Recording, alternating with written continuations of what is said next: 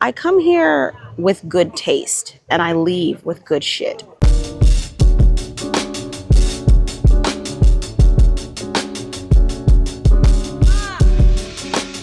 Welcome to Shop Like a Designer. I'm Imani of Imani at Home. I'm out here at the Georgetown Flea. I think flea markets can be incredibly overwhelming because there's a lot of stuff, a lot of people, and like the prices are weird. You don't know how to act. Like it can just be frustrating. So I want to give you guys a peek on like how somebody with a trained designer eye would go about shopping.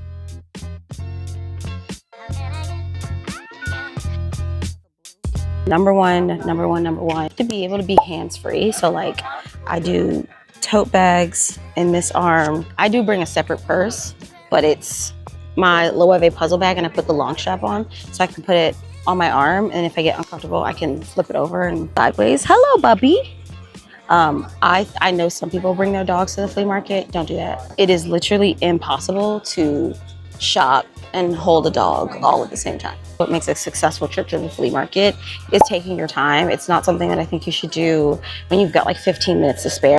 I like to do a cursory look everywhere before I commit to purchasing anything. You never know what you're gonna find if you walk to a different room or a different part of the space. So I like to do a quick look everywhere.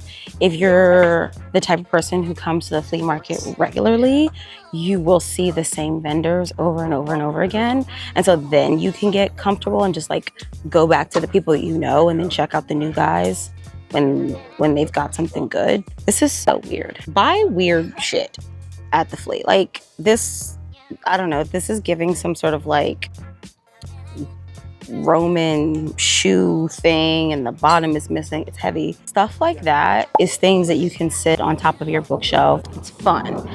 It's a conversation piece. It's going to be the type of thing that someone will stop when they're at your house and they'll say, "What is this? Where did you get that? What's going on?" The rug guy is usually over here. I don't know if I've bought a rug from this one before. I don't know. I can't remember. But there usually is a rug guy over here. And they're usually like hand-tied, wool, good quality rugs. I was doing like a blue room. I wanted like a pop. That's gorgeous. What I like about him is that he usually has bigger rugs. So like your 5x7s, your 8x10s, those kinds of things. All here. This is like behind the school. Also really good for like kitchenware. So if you want like old school like Pyrex and stuff, you can usually find that there. Glassware and trays is another thing you can find pretty easily. Ooh, a butter dish. That's cute. Dish or plate. But if you had one of those like low coffee tables, like sort of table, I think this would be a beautiful coffee table. That's a nice desk. That would be a nice side table. Nice side table.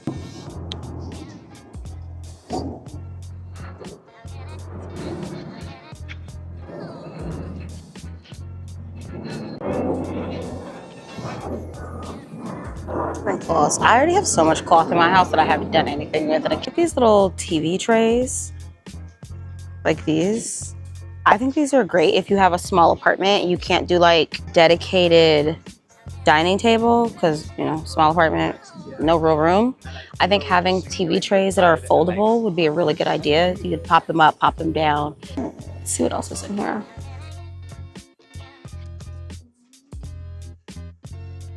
Am I shopping for anything in particular? No, I'm just here for you guys, by the way. Freaky little bookends. I've been a fan of bookends for a really long time. I think bookends are so cool. They're just such a cool way to add interest to your space. A little fish bookend. Oh, thank you.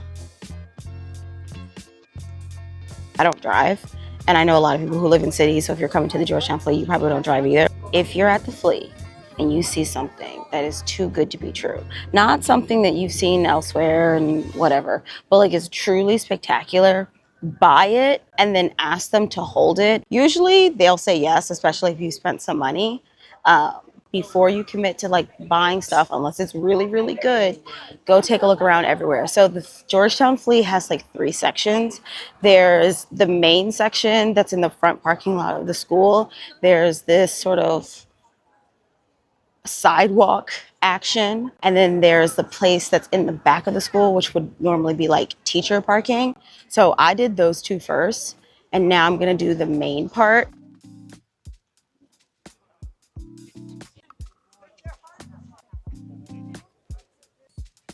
This is nice. It's nice.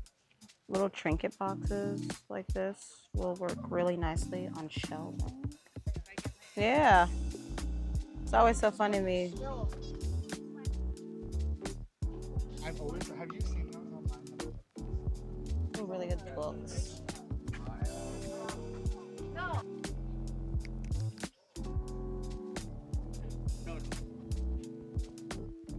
Not my style, but I actually really do like this lamp picture. This is cute.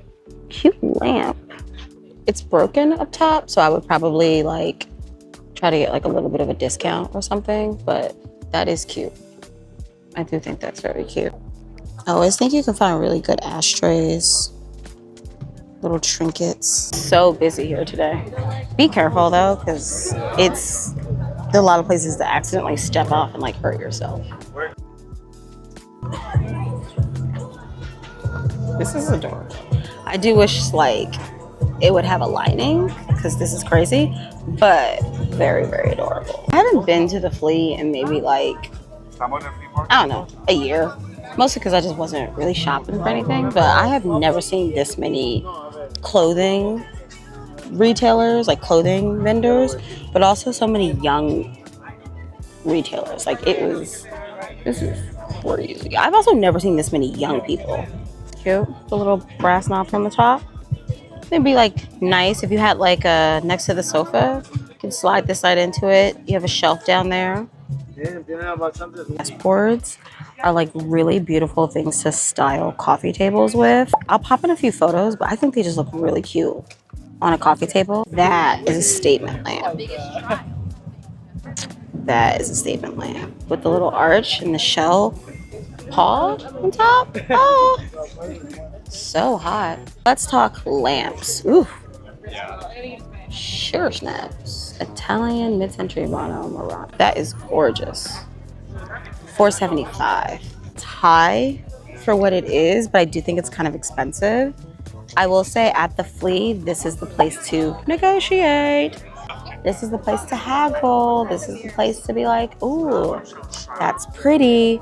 Let me go take a walk. If you come back 30 minutes later and no one's bought it, go ahead and offer like, I don't know, would you do 400? That's why I say sometimes when you come to the Flea, it's not necessarily that like I come here with a plan on what to buy or what I want to shop for. I come here with good taste and I leave with good shit because I have good taste. You see how that works? They're hot, but these little, I even like that. If I wanted like naked white people on my wall, I literally just buy stuff like that. Too. But I don't want to put naked white people on my wall. If somebody's not offering me like a price that I want to pay, sometimes I'll just go and like walk away, and then I'll just go Google whatever the thing is. Say like, okay, thanks, and then I'll walk away, and then I'll go fucking Google the shit. And it's on Walmart from a pre-owned seller for $9. Do this and make it work. You do have to like stay away for a little bit. Not Barbara Bush. Don't nobody give a fuck about you. I would prefer to shop locally than just get something online all the time. But I'm not paying no 25 goddamn dollars for it. It's a beautiful when you light it up. If you've ever seen my kitchen makeover, you've seen that green jade lamp that I have in there. I bought that lamp from the Georgetown Flea, and when I bought it, I really did not have any idea if it worked or not, because I don't necessarily care if a light fixture works when I buy it.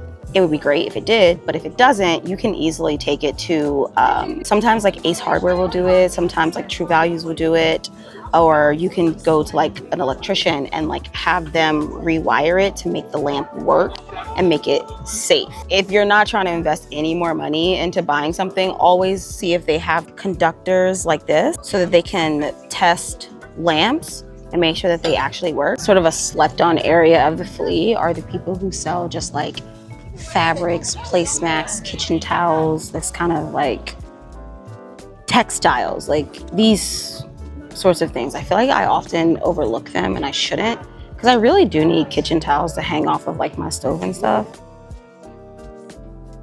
You needed some art for your kitchen, but you don't have a lot of money. You could buy a kitchen towel like this for, I don't know, $5, $10, $15, and then frame it something really cute in a fun color like this. This Luxembourg one is cute. More than anything, I just like the color. Like this little, you know, shit green is a color I like. I like lace work, but whenever I watch people make lace, I always think she's a witch. One of my very good friends studies in India every year. The person she lives with there is an embroiderer, and she makes some she makes some beautiful stuff, and she's got me interested in it. I make YouTube videos about shopping and like home decor and how to style your home, and this video in particular is just showing people like how to shop at the flea. If you see something, I think sometimes people struggle with like how to take what they see out here and make it work in their home. And so I try to give them some inspiration or ideas on how to shop. Also, someone gave me like some embroidered cocktail napkins once, and they're so beautiful, like truly treasured. I only use them if I'm making martinis because I'm deeply, deeply, deeply afraid of staining them. What embroidery someone did on this. Do you know how long this would have taken? These are cute. Oh, I'm gonna go back and tell him, hey, look, I found the book online. Let me see if we can do $10. Let's see what he says. Hi. Oh, that's cute. I checked in about that book earlier. Oh yeah. Yeah. I found it online for like $10. I was thinking like, could you do like 12 or 13 here?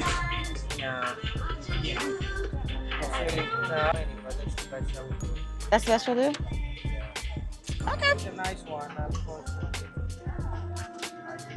I'm not gonna make I'm making $2 on it. What's the point, Gets it out of your inventory, I guess.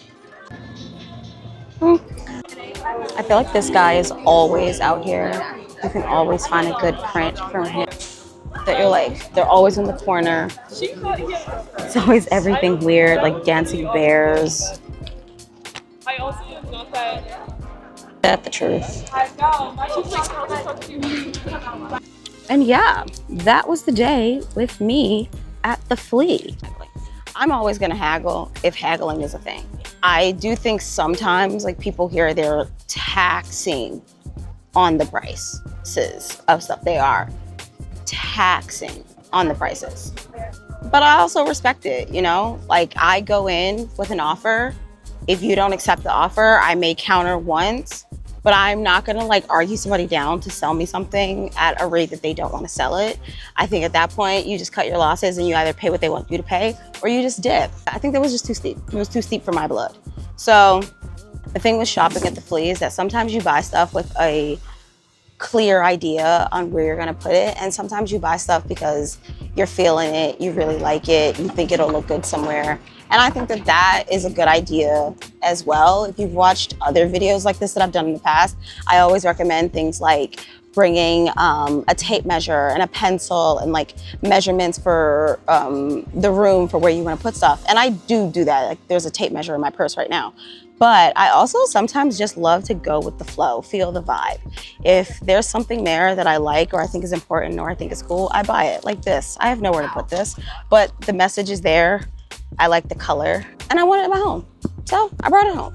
I think sometimes we overcomplicate vintage shopping because everyone's trying to get like the best deal or they're trying to get like, oh, and look at this gold crazy find. And sometimes the best thing to do is just find something that you like and buy it. I am not always out here trying to get like this crazy, like sometimes, yeah, I want to get a crazy deal and that's a fun story to tell. But oftentimes, mostly what I want is just cute decor that I think is nice, that I like, that I want to put in my house.